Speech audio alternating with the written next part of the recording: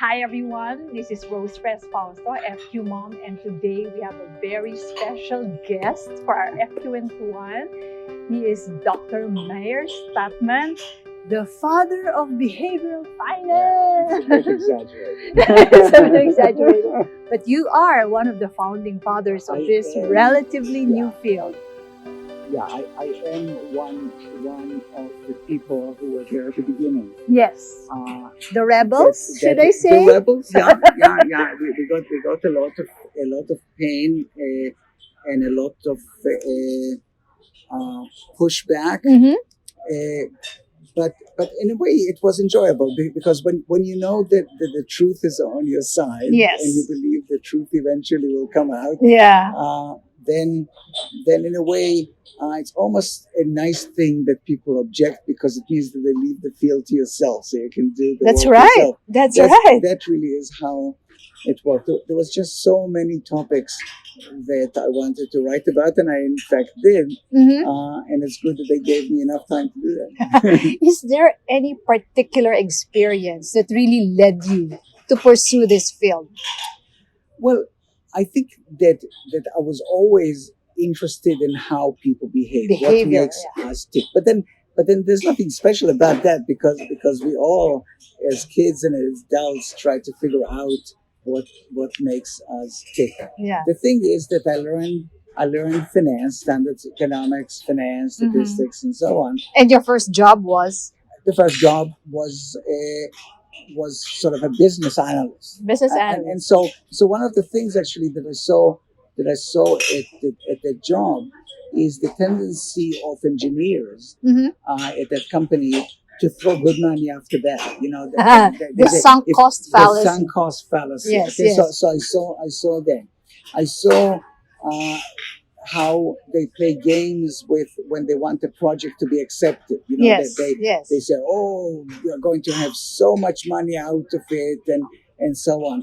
And so these are things that kind of stayed with me. And then Okay. I said, "Wow, that really is probably not something that is unique to those people in this company."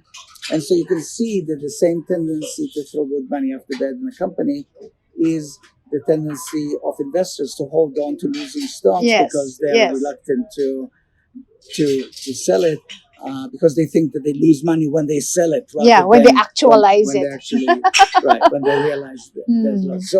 So I was curious about human behavior, but I just did not have enough knowledge of psychology to put those pieces together. All right. And then when I learned the work of Kahneman and Tversky and others, the prospect theory, yes. Prospect theory, but more, you know, Yes, the of course. errors, and later emotions and so on. Then I was able to make those connections. Mm-hmm. So did you get to meet him personally, Daniel Kahneman? Yes. You went to the same university, is that correct? I never met them at the university. Hebrew At the University. Hebrew University, and that was to me just an illustration of how different the fields were at that time. Economics was about rational people, and then psychology, which was you were in the economics I was in department. economics. Okay, same here. Economics also. Yeah, sure. Yeah. Okay, so you're saying, and then that's what led Well, you eventually, into, so one of the things is that when I was in New York, when we came in '73, it was just before the energy crisis. Okay. And Con Edison, the utility company of New York, had to suspend its dividend. All right. Because they could not get permission fast enough to raise their rates, but oil cost them more.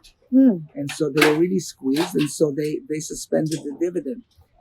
And there was pretty much a riot at their annual meeting because people said, I live on those dividends. Yes. I used to have a husband. Now I don't have a husband. I live on Con Ed. And of course, the question was, why don't they create homemade dividends? Why don't you just sell a few shares and you get the dividend? Because they think about dividends and capital as being like two different kinds of money. And so, this was kind of something that I observed. And then when I came to Santa Clara, and I met and listened to her Chevron, who was working with Dick Thaler on those issues of self-control, and uh, then it kind of came together, and Hirsch and I decided to work on it together. Yeah. Uh, So among your own studies and those of others, what do you think should people really out there do when it comes to make use of when it comes to their retirement savings? Anything, any important findings or other people's findings? well, I think that there are several things. One, you need to save, and for that, if it can be made easier, for example, by automatic enrollment, Yes, of course. or by just opening an account for you, that makes it easy for you to get it in. The second thing is, don't waste your money trying to beat the market. Yeah. That is, it is a shame when Yes. people work so hard to save, and then they waste it on active management. And so don't do that. Invest in broadly diversified index funds at a low cost.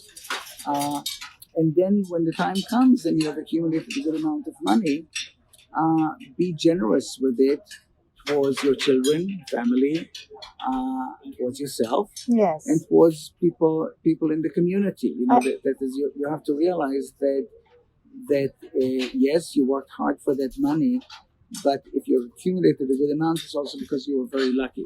And so share that luck Yes. with other people. It's not just because you worked really hard. Yeah, Yeah. I worked very hard, Yeah. but I know that I've also been very lucky. Yes. And It has to be shared. I and like so what you share. said during your talk.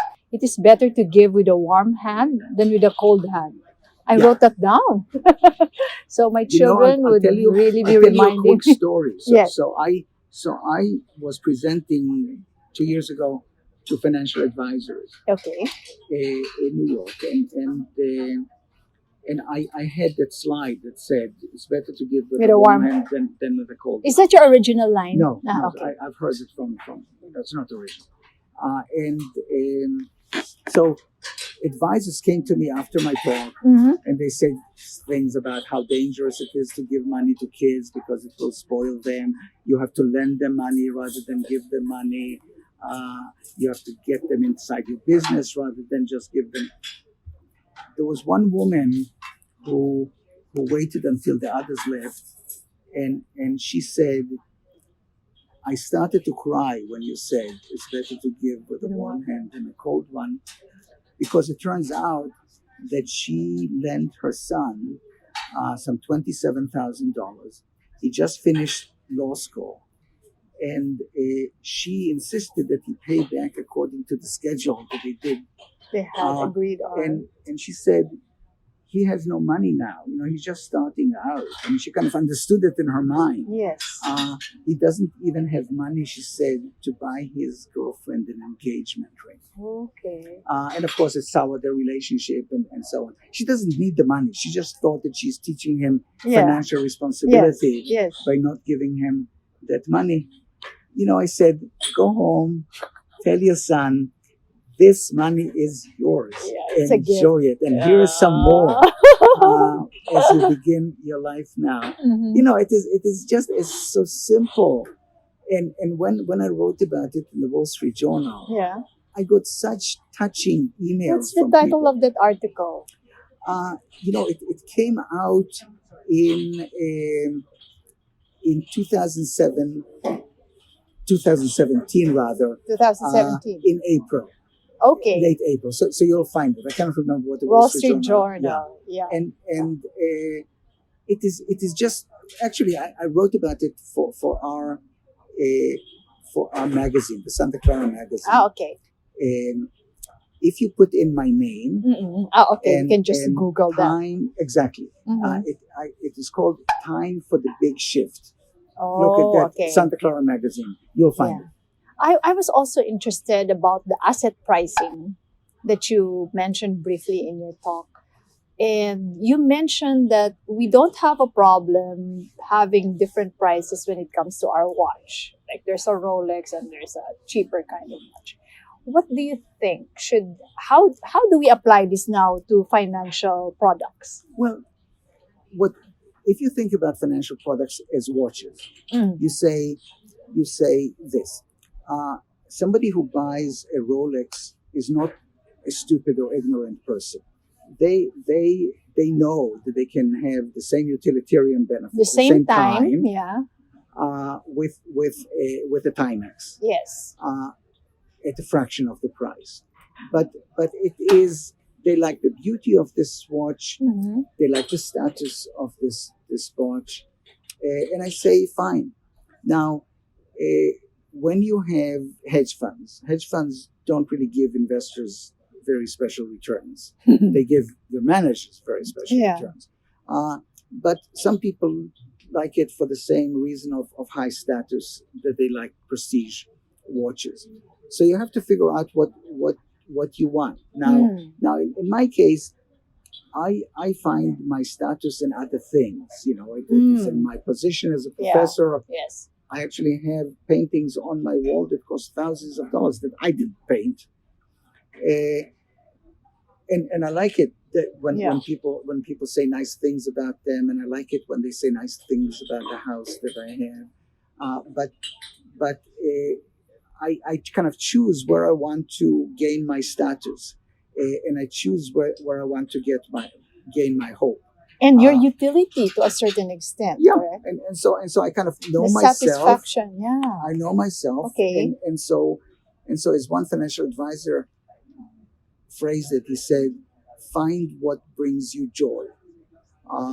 That's very Marie Kondo. Well, Are you familiar yeah, with familiar with it? Yeah, it's a different context. Yeah, but it's the that same really philosophy, right? It's the same thing. So if you told me, why don't you take a trip, a cruise around the world? Yeah. I say, I'll probably jump overboard after 3 days. Not your thing. That's not my thing. Okay. Playing golf is not my thing. Yes. Being able to be comfortable in an airplane, that's my thing. That's Being my thing able too. That's being able to contribute to charities that matter to me. This is my thing. So each person has to kind of figure out what is right for them. Yes. And do that. Very good.